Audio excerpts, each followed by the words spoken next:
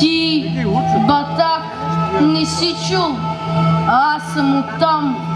Помня го клането и страшното време, бяхме 9 братя, а останах сам. Ако ти разкажа, страх ще ти се вземе.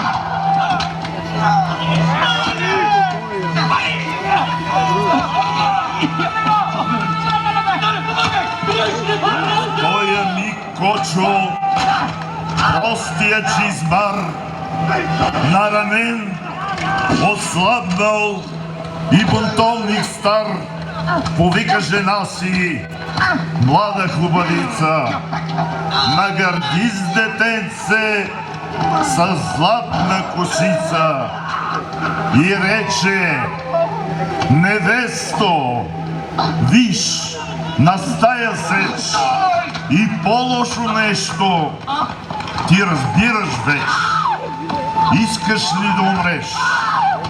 И клетата майка, бледна, луда, няма и без да се вайка, сложи си детето с трепящи ръце и като го целуна в бялото челце, застана и рече: то да е озади, удряй!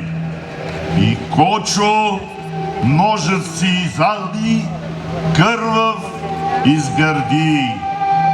И чучур червен бликна и затече. И Кочо втрещен погледна детето, то плачеше клето.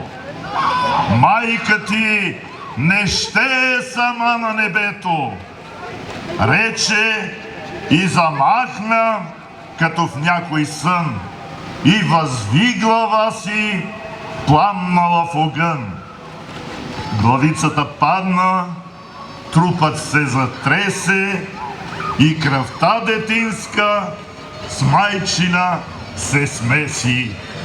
И Кочо пак рече: не остана мощ, но за един удар имам сили još.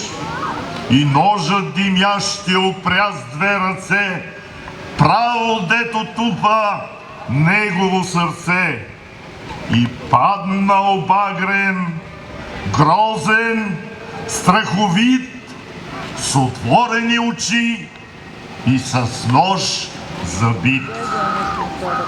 И храмът ехтеше от моби, невести, как падаха в кръве или в безчестие. И Господ от свода през гъстия дим гледаше на всичко тих, невъзмутим.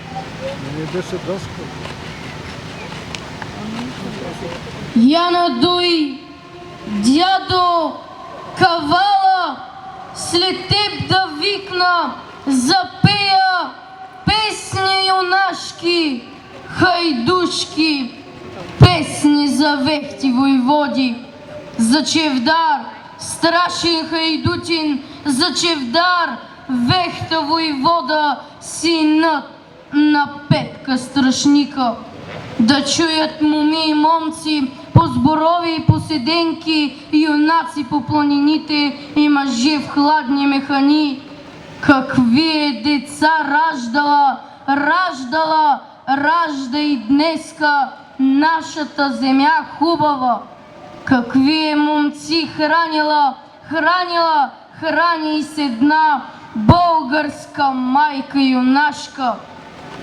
Ах, че мен, дядо, додея любовни песни да слушам, а сам за чело да пея, за тегло, дядо сюрмашко, и за своите си кахъри, кахъри черни ядове.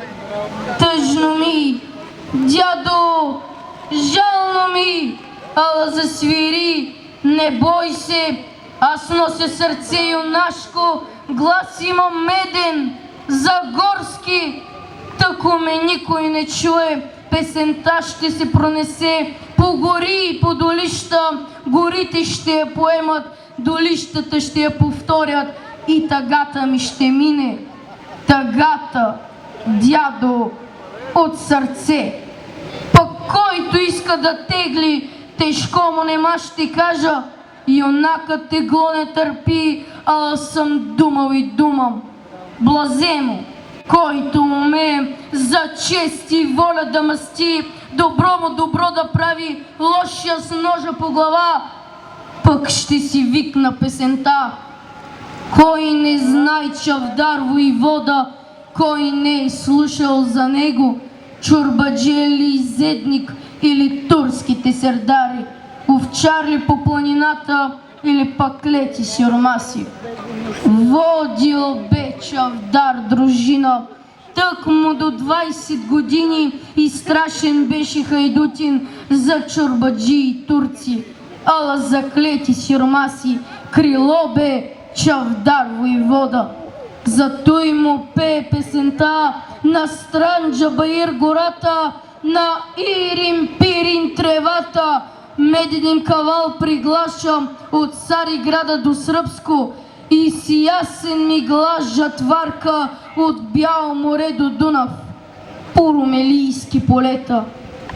Един бе Чавдар воевода, един на баща и майка, един на вярна дружина. Мъничък майка остави, глупав от татка отдели, без сестра Чавдар, без братец, ни един никой роднина, един сал войка и зедник и 9 мина дружина. Хлапак, 12 годишен, овчар ги дадо майка му, по чужди врати да ходи, на чужд хляб да се научи. Но стоя Чавдар, що стоял ми юден допладне и какво да ми спечели? Голям армаганна майка, те с тежки думи отрони. Що ми си, майко, продала на чуждо село Аргатин, овци и кози да пася, да ми се смеят хората и да ми думат в очите. Да имам баща воевода на толкова смина дружина, 3 кази да и наплашил, да владее Стара планина. А аз при войча да седя, при този сюрмашки изедник, копелето му да бавя, час по час да ме нахоква, че съм се и аз увълчил, че човек няма да стана, а ще да гния в тъмница и ще ми капят месата на карабаир на кола. Проклет бил човек, вуйка ми, проклете, майко, казвам ти, неща при него да седя, копелето му да бавя и красите му да завръщам. Я ли ги свраки и псета, при татка искам да ида, при татка в Стара планина, татко ми да ме научи на къвто иска занаят. Зави се, майка, за Мая камък и падна на сърце, гледа си в очи Чавдара, в очи черни, големи, глади му коса къдрава и ръда, хлета, та плаче. Чавдар я плахо изгледа и сълзи той научи, майка си бържи попита. Кажи ми, мале, що плачеш, да не са татка хванали или убили? Та ти си, мале, остала сирота, гладна и жадна. Прегърна майка Чавдара, в очи го черни целуна, въздъхна, та му продума. За тебе плача, Чавдаре, за тебе, дете хубаво, писано още шарено. Ти ми си, синко, едничък, още мъничък, а лоши думи хортуваш. Как ще те майка прижали да идеш? Синко, с татка си хайдутин като ще станеш. Татко ти с нощи дохождал за тебе. Синко, да пита, много ме изсъдил и хокал, що съм ти, синко, пратила при вуйча ти, а не при него. Да види той, че има хубаво дете и оначе далеч ли да го проводи на книга да се изучи или хайдутин направи, по планината да ходи. 300 заръци заръчал в неделя да те проводя на хайдушкото сборище. Ще идеш, синко чавдаре, едничко чедо на майка, ще идеш. Утре при него, те клетвам заклина, ако ти е мила майка ти, да плачеш. Синко, да искаш с дружина да те не води, а да те далеч проводи, на книга да се изучиш, майци си писма да пишеш, кога на горбето отидеш. Рипна ми чавдар от радост, че при татка си ще иде, страшни хайдути да види на хайдушкото сборище. А майка, ядна, жалостна, дете си мило прегърна и пак заръда заплака.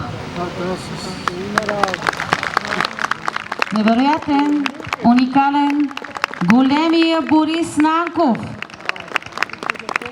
чето изпълнение на стихотворението "Хайдути" от Христо Ботев, местността Славова Воденица ще носи във вековете. Благодарим ти, Борисе, докато има деца като теб, България ще е жива. Силни аплодисменти за Борис Нанков!